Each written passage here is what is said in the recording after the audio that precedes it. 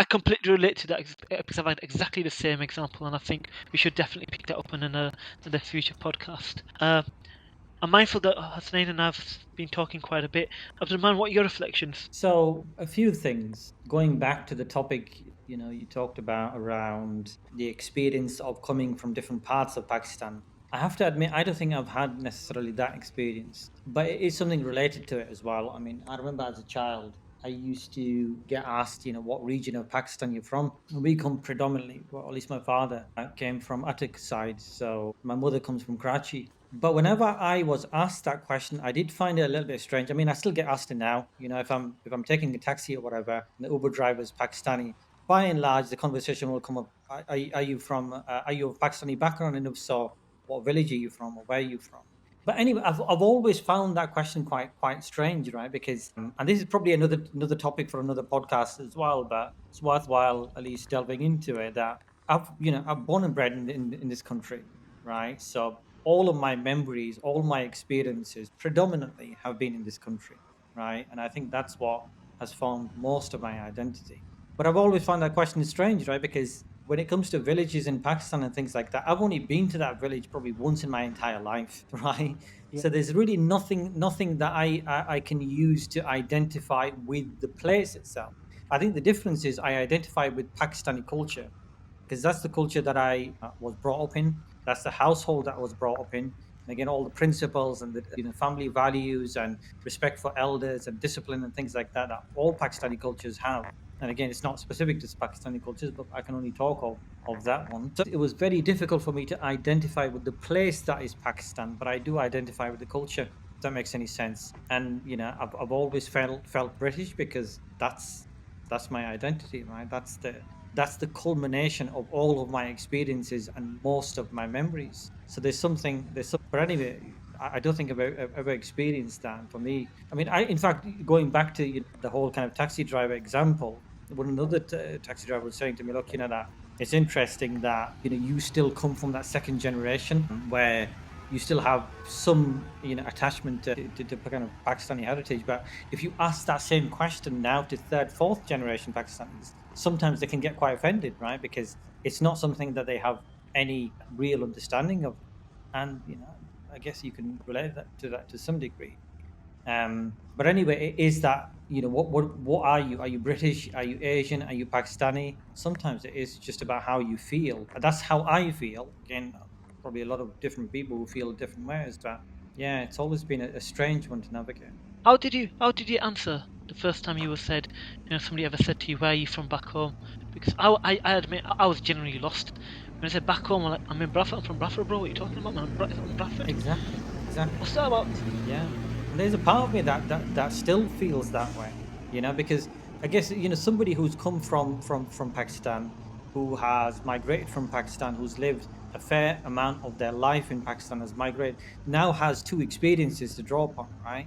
Whereas somebody like myself, born and bred in this country, when you say where you're from back home, and they use that term back home, it doesn't really make sense to me as much because home is England for me. So Home is where yeah, your heart is. Home is where you've grown up home is completely. where Yeah, your heart is. I kind of agree with you, Abid. I find that comment really a question very well. Where are you from back home? I find that statement a bit derogatory as well. It's like, well, what do you mean? What are you trying to imply? If I am born and raised in Britain, as you are, and my passport, my birth certificate says I'm British because I was born here, because the minute I open my eyes, I was born in England, in other words, where is that coming from? So Exactly. I do understand. Whenever I've been asked that question, I happily would say I play along with it at first. I'll say I'm from England, from Bradford, and then when they keep digging up, and I say, oh yeah, my family's from there.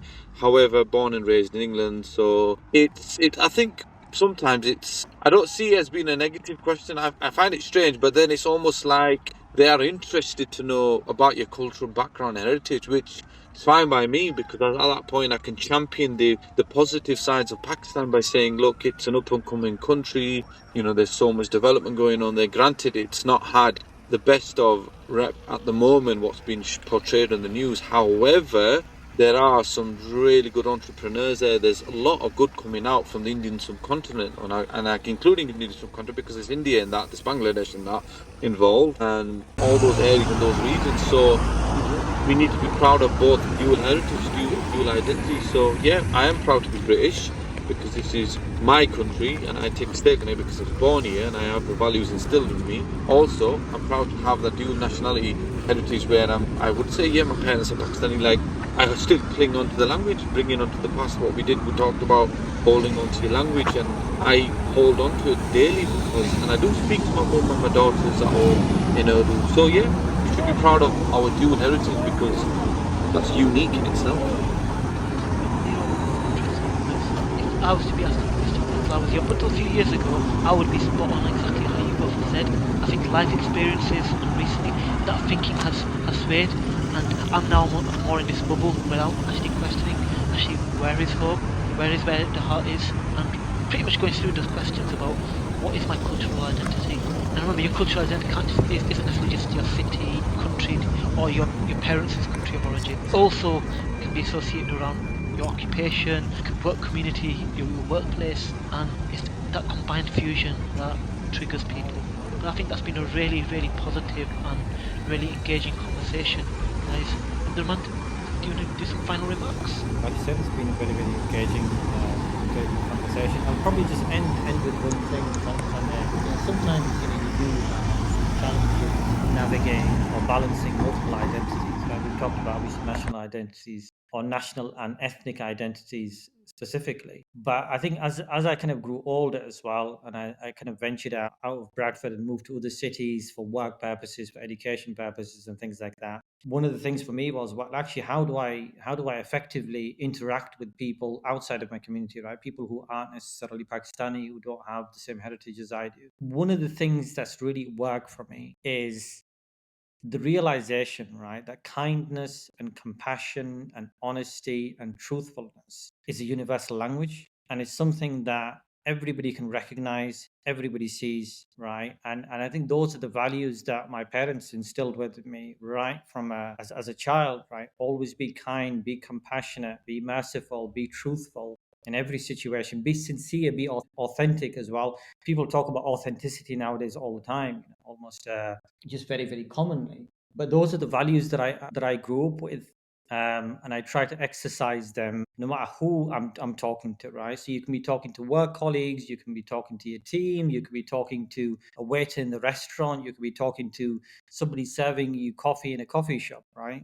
Kindness is recognized, sincerity is recognized, honesty is recognized, and I think that's something that is a language that brings everybody together, regardless of your cultural background, and it makes us who we are as human beings. So I think, yeah, just that has been very, very useful for me throughout my life. And you do it because, again, it's the right thing to do, right? It's not done in an insincere way or an inauthentic way.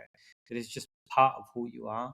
But yeah, really, really interesting discussion as well. Hopefully that was useful to the audience as well. Plenty more things, obviously, in the pipeline, plenty more topics of discussion. But for the time being, thank you ever so much to everyone who took part. Yeah, we'll look forward to the next one. Until the next time, folks, take care now. Take care.